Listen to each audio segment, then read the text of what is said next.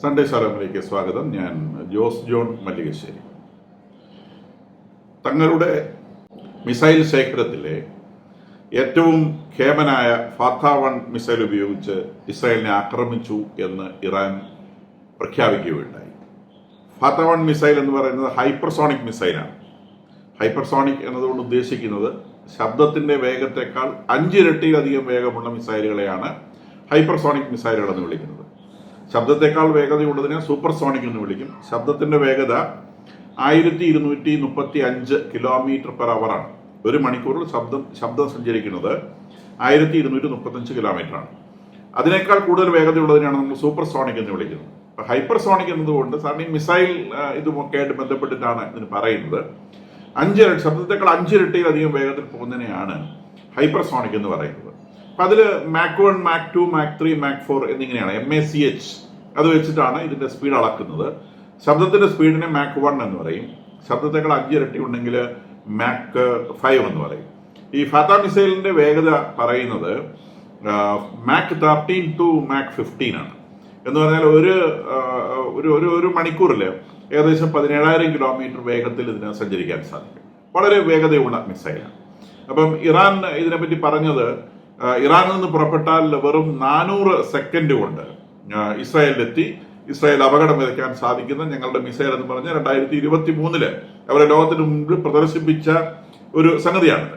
അപ്പൊ അത് ഇപ്പം 5 എണ്ണം ഇസ്രായേലിന് നേരെ പ്രയോഗിച്ചു എന്നാണ് അവർ പറയുന്നത്. ഇതിന്റെ റേഞ്ച് 1400 കിലോമീറ്റർ ആണ്. 1400 കിലോമീറ്റർ ദൂരം വരെ ഇതിന് പോകാൻ സാധിക്കും.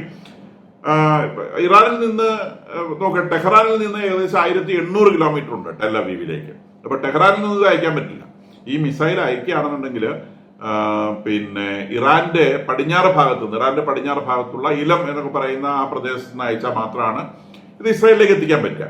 അപ്പൊ അങ്ങനെ 5 മിസൈലുകൾ അയച്ചു എന്ന് അവർ പറഞ്ഞു. അതൊക്കെ 5 എണ്ണവും ഇസ്രായേലിൽ എത്തിയതായിട്ട് വിവരമൊന്നുമില്ല, അയച്ചതായിട്ട് അവർ പറയുന്നുണ്ട്. അപ്പൊ അത് വലിയ ന്യൂസായിട്ട് നമ്മളുടെയൊക്കെ ന്യൂസ് ചാനലുകളിലൊക്കെ വന്നിട്ടുണ്ട്.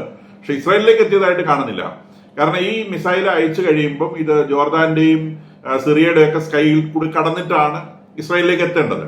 ഇവിടെയൊക്കെ മിസൈൽ ഡിഫൻസ് സിസ്റ്റങ്ങൾ സിറിയയിലില്ല, പക്ഷെ ജോർദാനിലെ ഇസ്രായേലിലേക്ക് വരുന്ന മിസൈലുകൾ ഡിഫെൻഡ് ചെയ്യുന്നുണ്ട്. കൂടാതെ അമേരിക്കയുടെയും നാറ്റോയുടെയും ഒക്കെ മിസൈൽ ഡിഫൻസ് സിസ്റ്റങ്ങൾ കടന്നിട്ട് വേണം ഇവർക്ക് ഈ പറയുന്ന അയൺ ഡോമിന്റെ അടുത്തേക്ക് എത്താൻ. അപ്പൊ അയൺ ഡോമിന്റെ എത്തി എന്തായാലും ഈ മിസൈലുകളൊന്നും തന്നെ ഇസ്രായേലിന്റെ മണ്ണിൽ കടന്നതായിട്ട് ഇസ്രായേൽ ഇതുവരെ അറിയിച്ചിട്ടില്ല. മിസൈലുകൾ ഇറാനിൽ നിന്ന് 2 ബഞ്ച് മിസൈലുകൾ, അവർ ബഞ്ചായിട്ടാണ് മിസൈൽ അയക്കുന്നത്. 2 ബഞ്ച് മിസൈലുകൾ ഈ ഇറാനിൽ നിന്ന് ഇസ്രായേലിലേക്ക് പുറപ്പെട്ടതായി ഇസ്രായേൽ അറിയിച്ചിട്ടുണ്ട്. എത്രയാണ് ഇസ്രായേലിനകത്ത് തീരെ പ്രവേശിച്ചില്ല എന്ന് നമുക്ക് പറയാനാവില്ല. കാരണം ഇസ്രായേലിനകത്ത് ഡാമേജുകൾ സംഭവിക്കുന്നുണ്ട്. അത് ആൾനാശം തീരെ കുറവാണ്. ഇതുവരെ ഇസ്രായേലിൽ മരിച്ചിട്ടുള്ളത് 30 ആളുകളാണ് ഇസ്രായേൽ മരിച്ചതായി പറയുന്നത്. കാരണം ഇസ്രായേൽ മരണസംഖ്യ കുറഞ്ഞിരിക്കുന്നത് ഈ ബങ്കറുകൾ ഉള്ളതുകൊണ്ട് മാത്രമാണ്. നമ്മൾ അതിന്റെ ഡീറ്റെയിൽസ് നേരത്തെ പറഞ്ഞിട്ടുള്ളതാണ്. ഇല്ലെങ്കിൽ 30 ഇപ്പൊ 3000-ലധികം ആളുകൾ മരിക്കേണ്ട സമയം എപ്പോഴേ കഴിഞ്ഞു. കാരണം ഇവര് ആക്രമിക്കുന്ന മുഴുവൻ ആളുകൾ താമസിക്കുന്ന ബിൽഡിങ്സിനെയാണ്, ആളുകൾ താമസിക്കുന്ന ഫ്ളാറ്റ് സമുച്ചയങ്ങളാണ് എപ്പോഴും ഇവരുടെ ആക്രമണത്തിൽ വരുന്നത്. കൂടാതെ ഒരു റീഫൈനറി ആക്രമിക്കപ്പെട്ടിട്ടുണ്ട്. മിലിറ്ററി ടാർഗറ്റ്സിൽ ഒന്നും ഇതുവരെ സ്പർശിക്കാൻ അവർക്ക് കഴിഞ്ഞിട്ടില്ല.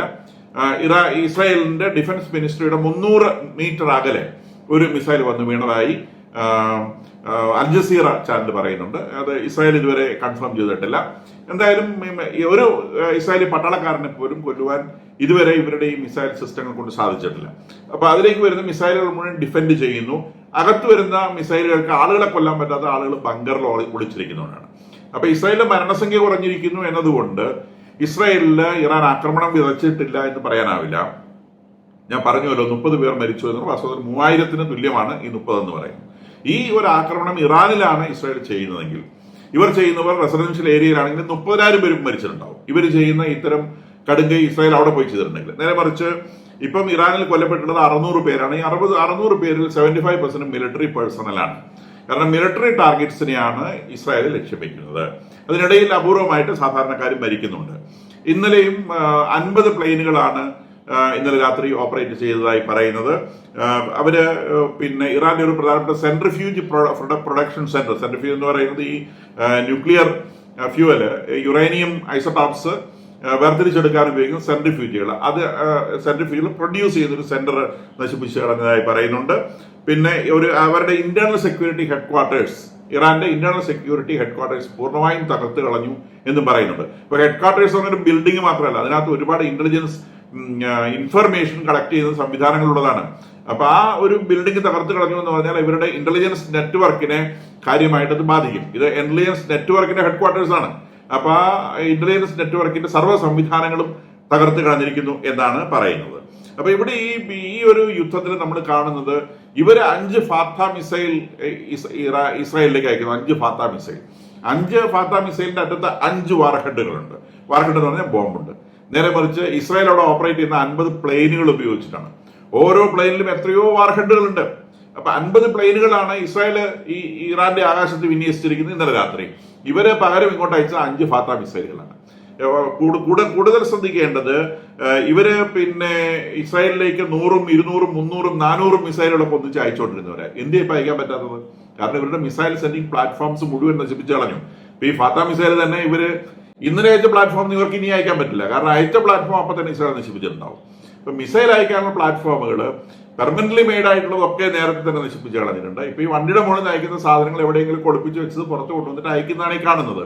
പക്ഷെ അയക്കുന്ന സമയത്ത് തന്നെ എയർ സുപ്പീരിയോറിറ്റി ഉള്ളതുകൊണ്ട് ആകാശം കീഴടക്കി എന്നുള്ള ഇസ്രായേലിന്റെ പ്രസ്താവന മനസ്സിലാക്കുക. ഈ ഇറാന്റെ പടിഞ്ഞാറ് ഭാഗത്തൊന്നും ഇസ്രായേലിന്റെ കണ്ണെത്താത്ത ഒരു സംഗതി ഉണ്ടാവില്ല. അതിന്റെ കിഴക്കേ അറ്റത്തൊക്കെയാണ് ഇനി ഉണ്ടാവാനുള്ള സാധ്യതയുള്ളത്. പടിഞ്ഞാറ് ഭാഗം മുഴുവൻ ഇസ്രായേലിന്റെ സർവീലൻസിൽ വന്നിട്ടുണ്ട്.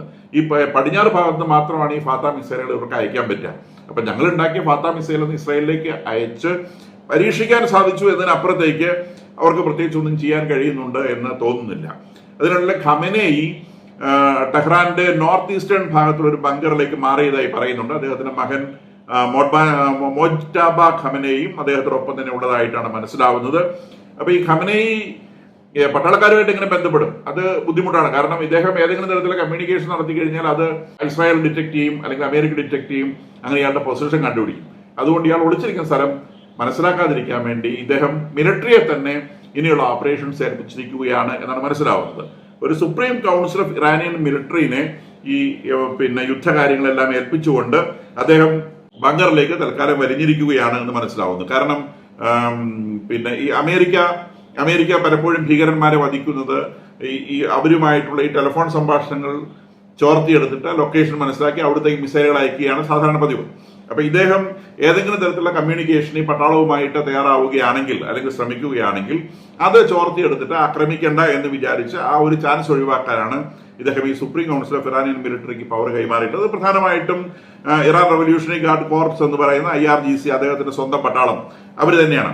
ഈ IRGC എന്ന് പറയുന്നതാണ് ഇറാനിയൻ പട്ടാളത്തിലെ പവർ അധികാരം മുഴുവൻ കൈയാളുന്ന വിഭാഗം.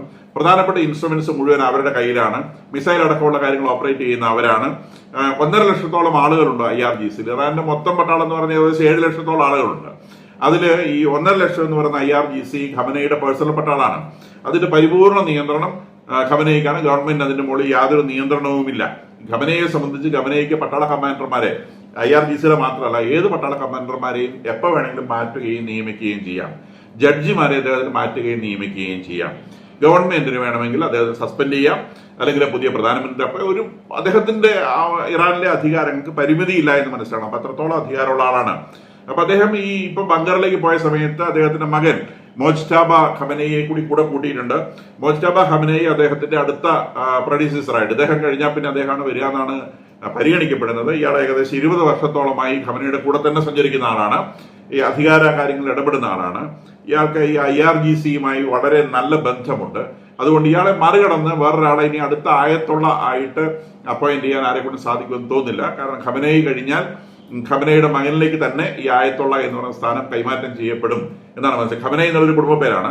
ഈ ആയത്തുള്ള എന്നുള്ളതാണ് ഇവരുടെ സ്ഥാനപ്പേര്. അപ്പം ആയത്തുള്ള ഖമനയി എന്നുള്ളത് ഈ നമ്മൾ പണ്ട് ഖലീഫമാരെന്നൊക്കെ പറയുന്നത് പോലത്തെ ഒരു കാറ്റഗറി, സീരീസ് ഓഫ് പ്രീസ്, എന്തെങ്കിലും മുഹമ്മദ് നബിയൊക്കെ ആയിട്ട് ബന്ധമുണ്ട് എന്ന് പറയുന്ന കുടുംബങ്ങളുടെ ആ ഒരു രീതി. അങ്ങനെയാണ് ഈ ഖമനയി. നേരെ മറിച്ച് ആയത്തുള്ള എന്നുള്ളതാണ് ആ ചെയറിന്റെ പേര്. അപ്പം ആയത്തുള്ള അലി ഖമനയി ആണ് ഇപ്പോൾ അധികാരത്തിലുള്ളത്. ഈ ഇദ്ദേഹത്തിന്റെ മകൻ വരുമ്പോൾ അത് ആയത്തുള്ള മോജ്ടാബ ഖമനയി എന്നായിരിക്കും അദ്ദേഹത്തിന്റെ പേര് അറിയപ്പെടുക. എന്തായാലും അധികാരം കൈമാറ്റം ചെയ്യപ്പെട്ടിട്ടില്ല. ഇയാളെ കൂടെ കൊണ്ട് തന്നെ നടക്കുന്നതിന്റെ ഉദ്ദേശം ഇനി ഖമനയി എങ്ങനെ ഊർധ്വം വലിച്ചാൽ അപ്പോൾ തന്നെ ആ അടുത്ത കസേരയിലേക്ക് കയറിയിരിക്കാൻ വേണ്ടി ആയിരിക്കണമെന്ന് വിചാരിക്കുന്നു. ഈ മോജ്ടാബയെ വഹിച്ചുകൊണ്ടാണ് ഖമനയി സഞ്ചരിക്കുന്നതെന്ന് വേണം മനസ്സിലാക്കാൻ.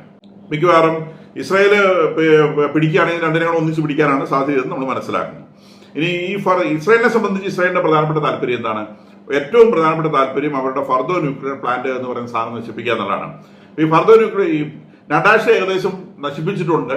അത് ഏതൊക്കെ തരത്തിൽ നശിപ്പിച്ചു എന്ന് അറിയുന്നില്ലെങ്കിലും അത് നെതന്യാഹു നശിപ്പിച്ചു എന്ന് പ്രഖ്യാപിച്ചു. ദാറ്റ് മീൻസ് അവരുടെ പർപ്പസ് അവിടെ സെർവ് ചെയ്യപ്പെട്ടിട്ടുണ്ട്. ഇനി ഫർദോ ന്യൂക്ലിയർ പ്ലാന്റ് എന്ന് പറയുന്ന സ്ഥലത്താണ് ബോംബ് നിർമ്മാണവുമായി ബന്ധപ്പെട്ട അതിന്റെ ഫൈനൽ സ്റ്റേജുകൾ നടക്കുന്നത്. അപ്പോൾ സ്വാഭാവികമായിട്ടും അത് തകർക്കണം. അത് ഏകദേശം 300 അടി താഴ്ചയിലാണ്, കോൺക്രീറ്റിലാണ് ഈ 300 അടിയിൽ ഉണ്ടാവുക എന്നാണ് മനസ്സിലാകുന്നത്. അത് എങ്ങനെ ബ്രേക്ക് ചെയ്യും എന്നൊരു വിഷയമുണ്ട്. അത് ബ്രേക്ക് ചെയ്യണമെങ്കിൽ അമേരിക്കയുടെ കയ്യിലുള്ള GBU 57 മാസീവ് ഓർഡിനൻസ് പെനിട്രേറ്റർ എന്നറിയുന്ന ബോംബ് തന്നെ വേണം എന്നാണ് പറയുന്നത്. കാരണം ഹാസൻ നസറുള്ള എന്ന് പറയുന്ന ഹെസ്ബുള്ളയുടെ തലവനെ കൊന്നത് ലെബനോണിലാണ്. അദ്ദേഹം 20 മീറ്റർ തിക്നെസ് ഉള്ള കോൺക്രീറ്റ് അടിയിലാണ് ബങ്കർ ഉണ്ടാക്കി താമസിച്ചിരുന്നത്. അത് പൊട്ടിക്കാൻ മാത്രമുള്ള ബോംബുകൾ 2000 LB ബോംബുകൾ എന്ന് പറയുന്ന ടൈപ്പ് ബോംബുകൾ ഇസ്രായേലിന്റെ കയ്യിലുണ്ടായിരുന്നു. അത് 80 ബോംബുകൾ ഒരേ സ്ഥലത്ത് വീഴ്ത്തിക്കൊണ്ടാണ് ഈ ബങ്കർ പൊളിച്ച് ഇതിനകത്ത് നസറുള്ള കൊല്ലപ്പെട്ടത്. ഇവിടെ ഈ GBU 57 മാസീവ് ഓർഡിനൻസ് പെനിട്രേറ്റർ എന്ന് പറയുന്ന ബോംബ് സാധാരണ വിമാനങ്ങളൊന്നും കൊണ്ടുപോകാൻ പറ്റില്ല. അത് കൊണ്ടുപോകണമെന്നുണ്ടെങ്കിൽ B2 സ്റ്റെൽത്ത് ബോംബർ മാത്രം, B2 സ്റ്റെൽത്ത് ബോംബറിന് മാത്രമേ ഈ ബോംബ് വഹിക്കാൻ കഴിയുള്ളൂ. ഈ ബോംബ് കാരിയറും അമേരിക്കയുടെ കൈ മാത്രമേ ലോകത്തിലുള്ളൂ. ഇത്തരം 2 ബോംബുകൾ ഒരേ പൊസിഷനിൽ ഇട്ടാൽ, ഒരു ബോംബിട്ട് പൊട്ടിച്ച് ആ ഉണ്ടാകുന്ന കുഴിയിൽ അടുത്ത ബോംബിട്ട് പൊട്ടിച്ചാൽ മാത്രമാണ് ഈ പറയുന്ന 300 അടി താഴേക്ക് എത്താൻ സാധിക്കുക. അപ്പൊ അതാണ് നശിപ്പിക്കാനുള്ള ഒരു ടെക്നിക്ക് എന്ന് പറയുന്നത്. രണ്ടാമത്തെ ടെക്നിക്ക് എന്ന് പറയുന്നത് ഇസ്രായേൽ ഇപ്പം ആകാശം കീഴടക്കി അതിന്റെ ഭാഗമായിട്ട് ആ സിറ്റിയിൽ അവർ പട്ടാളക്കാരെ ഇറക്കുകയും പട്ടാളക്കാര് ഈ ന്യൂക്ലിയർ സെന്ററിലേക്കുള്ള ഡോറുകൾ തകർത്ത് ഇതിനകത്ത് പ്രവേശിക്കുകയും അകത്ത് പ്രവേശിച്ച് എക്സ്പ്ലോസീവ്സ് അതിനകത്ത് വെച്ച് പുറത്തു വന്ന് റിമോട്ട് കൺട്രോൾ ഉപയോഗിച്ച് എക്സ്പ്ലോസീവ് പൊട്ടിക്കുകയും ചെയ്യുക എന്നുള്ളതാണ് രണ്ടാമത്തെ ടെക്നിക്ക്. അപ്പം യുദ്ധവിദഗ്ധന്മാരായിട്ട് ആളുകൾ പറയുന്ന ഈ രണ്ടാമത്തെ കാര്യം സംഭവിക്കാനാണ് കൂടുതൽ സാധ്യത എന്നാണ് യുദ്ധവിദഗ്ധന്മാരായിട്ടുള്ള ആളുകൾ പറയുന്നത്. അപ്പൊ അതിനിടയിലൂടെ റഷ്യ പറയുന്നുണ്ട് world is millimetres away from a catastrophe എന്നാണ്. അതായത് ഈ ന്യൂക്ലിയർ സെന്റർ പൊട്ടിക്കുമ്പോൾ വലിയ റേഡിയേഷനുള്ള സാധ്യതയുണ്ട്. അതുകൊണ്ട് വലിയ ഒരു ന്യൂക്ലിയർ എക്സ്പ്ലോഷന്റെ വക്കിലാണ് ലോകം നിൽക്കുന്നത്. എത്രയും വേഗം ഈ പ്രശ്നം അവസാനിപ്പിക്കണമെന്ന് റഷ്യ US-നോട് അഭ്യർത്ഥിച്ചുകൊണ്ട് അവർ തമ്മിൽ സംസാരം നടക്കുന്നുണ്ട്. ഇവിടെ ഒരു ന്യൂക്ലിയർ ബോംബ് എക്സ്പ്ലോഷൻ സംഭവിക്കുകയില്ല. കാരണം ന്യൂക്ലിയർ ബോംബ് എന്ന് പറയുന്ന സാധനം നമ്മൾ സാധാരണ ബോംബ് പോലെ ഒന്ന് ഡിറ്ററന്റ് ചെയ്യാൻ പൊട്ടുന്ന സാധനമല്ല. ഡിറ്ററേഷൻ സ്റ്റേജസ് ഉണ്ട്. എപ്പോഴും അത് ക്രിട്ടിക്കൽ മാസ് എന്ന് പറയുന്ന ആ ഒരു മാസ് എക്സീഡ് ചെയ്താൽ മാത്രമാണ് ബോംബ് എക്സ്പ്ലോഡ് ചെയ്യുന്നത്. അപ്പൊ ബോംബ് സാധാരണ അതിന് റിങ്സ് ഉണ്ടാവും, റോഡ്സും ഉണ്ടാവും. ഈ റിങ്സും റോഡ്സും ഒന്നിച്ചു ചേരുമ്പോൾ മാത്രമാണ് എക്സ്പ്ലോഷൻ നടക്കുക. റിങ്സും റോഡ്സും സെപ്പറേറ്റ് ആയിട്ടാണ് വെച്ചിട്ടുണ്ടാവുക. അപ്പൊ അവിടെ ഒരു ബോംബ് അറ്റാക്ക് ഉണ്ടാക്കിയാൽ പോലും ഒരിക്കലും ഒരു ബോംബ് അവിടെ ഫോം ചെയ്യില്ല. പക്ഷെ ഭയങ്കരമായിട്ടുള്ള റേഡിയേഷൻ ലീക്ക് ഉണ്ടാവും. കാരണം യുറേനിയം 235 എന്ന് പറയുന്ന ന്യൂക്ലിയസ് ആണ് പെട്ടെന്ന് എക്സ്പോസ്ഡ് ആയി പോകുന്നത്. അപ്പോൾ വലിയ തോതിലുള്ള റേഡിയേഷൻ ലീക്ക് ഉണ്ടാവും. അത് നമുക്ക് വിശദീകരിക്കാനാവാത്ത അല്ലെങ്കിൽ പ്രഡിക്റ്റ് ചെയ്യാനാവാത്ത നാശങ്ങൾ ഉണ്ടാക്കുകയും ചെയ്യും. അതിനിടയിലൂടെ റസാ പലാവി എന്ന് പറയുന്ന പഴയ ഷായുടെ മകൻ, അദ്ദേഹം അമേരിക്കയിലാണ്, എക്സൈലിൽ താമസിക്കുന്ന ആളാണ്. അദ്ദേഹം ഇറാനിലേക്ക് പുറപ്പെടുന്നു എന്നൊക്കെ വാർത്തകൾ കേൾക്കുന്നുണ്ട്. ഒരു റിബലിയൻ മൂവ്മെന്റ് വളരെ ശക്തമായ തോതിൽ സംഘടിപ്പിക്കത്തക്ക രീതിയിലുള്ള ഒരു അറ്റ്മോസ്ഫിയർ ഇറാനിൽ ഒരുങ്ങി വരുന്നുവെന്നും ഈ റസാ പലേവി ഇറാനിലേക്ക് വന്ന് ആ റിബലിയൻ മൂവ്മെന്റ് ഏറ്റെടുക്കാൻ ശ്രമിക്കുന്നു എന്നുമുള്ള വാർത്തകളും പുറത്തു വരുന്നുണ്ട്. കൂടാതെ നമ്മുടെ പാകിസ്ഥാൻ ആർമി ചീഫ് ആസിം മുനീർ അമേരിക്കയിലൂടെ ട്രംപിന്റെ വീട്ടുമുറ്റത്തൊക്കെ കാണപ്പെടുന്നതായിട്ട് പറയുന്നുണ്ട്. അദ്ദേഹം ഇന്ന് ട്രംപിന്റെ വീട്ടിൽ പോയി ചോര കൊണ്ടിട്ടുണ്ട്. എന്താണ് അവർ സംസാരിച്ചതെന്ന് അറിയത്തില്ല. ഇനി അമേരിക്ക പാകിസ്ഥാൻ ബേസുകൾ ഉപയോഗിച്ചുകൊണ്ട് ഇറാനെ ആക്രമിക്കുമോ എന്നൊക്കെയുള്ള ഊഹങ്ങളാണ് വരുന്നത്. കാരണം ഈ ആസിം മുനീർ എന്നൊക്കെ പറയുന്ന എന്ത് ചെയ്യുന്നവനാണ്. അവന്റെ മക്കളും ട്രംപിന്റെ മക്കളും തമ്മിൽ പാകിസ്ഥാനില് ബിറ്റ് കോയിന്റെയോ സാധനങ്ങളുടെ ബിസിനസ്സുകൾ സ്റ്റാർട്ട് ചെയ്യുന്നതൊക്കെ ന്യൂസുകൾ വന്നിരുന്നു. അപ്പൊ ഈ ബിസിനസ്സുമായി ബന്ധപ്പെട്ട് സംസാരിക്കാനായിരിക്കണം ഇദ്ദേഹം മിക്കവാറും അമേരിക്ക പോയിട്ടുണ്ടാവുക. അപ്പൊ ട്രംപ് പറഞ്ഞിട്ടുണ്ടാവും എനിക്ക് ഇറാനിലെ കുറച്ച് പണിയുണ്ട്, നീ ആ പണിയൊന്നും ചെയ്തു തരണം എന്ന് ചിലപ്പോൾ ഒരുപക്ഷെ ഇദ്ദേഹത്തെ ഏൽപ്പിച്ചിട്ടുണ്ടോ എന്ന് പറയാൻ സാധിക്കില്ല. അതിനിടെ ട്രംപ് പറയുന്നുണ്ട് നെഗോഷിയേറ്റ് ചെയ്യാനുള്ള സമയമൊക്കെ കഴിഞ്ഞു, എന്നാൽ പോലും വേണമെങ്കിൽ ഇറാന് വൈറ്റ് ഹൗസിലേക്ക് വന്ന് ഈ വിഷയം സംസാരിക്കാൻ അദ്ദേഹം പറയുന്നുണ്ട്. അടുത്ത ആഴ്ച വലിയ കാര്യങ്ങൾ സംഭവിക്കുമെന്നും അദ്ദേഹം പറയുന്നുണ്ട്. അപ്പൊ അതിനിടയിലൂടെ ഇസ്രായേല് ഈ ബീറ്റ് ബോംബേഴ്സ് ബാണം അവിടെ ബോംബ് ചെയ്ത് ഈ ഫർദൌ സെന്റർ നശിപ്പിക്കണം എന്നൊക്കെയുള്ള ഡിമാൻഡുകൾ ഇസ്രായേലിന്റെ ഭാഗത്ത് തുടർച്ചയായി അമേരിക്കയിലേക്ക് എത്തുന്നുമുണ്ട്. അപ്പൊ അടുത്ത ആഴ്ച വലിയ കാര്യങ്ങൾ സംഭവിക്കും എന്നൊക്കെ ട്രംപ് പറയുമ്പോൾ ട്രംപ് വീണ്ടും ഇറാനെ ഒന്നുകൂടെ വരട്ടി നോക്കുകയാണ്, വരുമോ എന്നുള്ളത്. നമ്മളെ പണ്ട് ഒരു സിനിമയില് മിഥുന സിനിമയിലാണെന്ന് തോന്നുന്നു, നമ്മുടെ നെടുമുടി വേണം ഒരു മന്ത്രവാദിയുടെ വേഷം കെട്ടിട്ട് ഒരു തേങ്ങ എടുത്ത് ജഗതി ശ്രീകുമാറിന്റെ മുമ്പിൽ ഇപ്പൊ പൊട്ടിക്കും എന്ന് പറയുന്നത് പോലെ നമ്മുടെ ട്രംപ് ഇപ്പൊ ഞാൻ വരും എന്ന് പറഞ്ഞ് ഇറാനെ പേടിപ്പിച്ച് എങ്ങനെയെങ്കിലും അവരെ കൊണ്ട് ഒരു ഡിസ്മാൻഡലിംഗ് ട്രീറ്റിയിൽ ഒപ്പിടിവിച്ചുകൊണ്ട് ഈ പ്രശ്നം അവസാനിപ്പിക്കാൻ സാധിക്കുമോ എന്നൊരു ശ്രമമാണ് ട്രംപ് നടത്തുന്നത് എന്ന് വേണം വിചാരിക്കാൻ. എന്തായാലും ഇസ്രായേൽ അവർ ഇതൊന്നും ശ്രദ്ധിക്കാതെ അവരുടെ ജോലി ഒരു ഭംഗിയായി ചെയ്ത് മുന്നേറിക്കൊണ്ടിരിക്കുന്നുണ്ട്.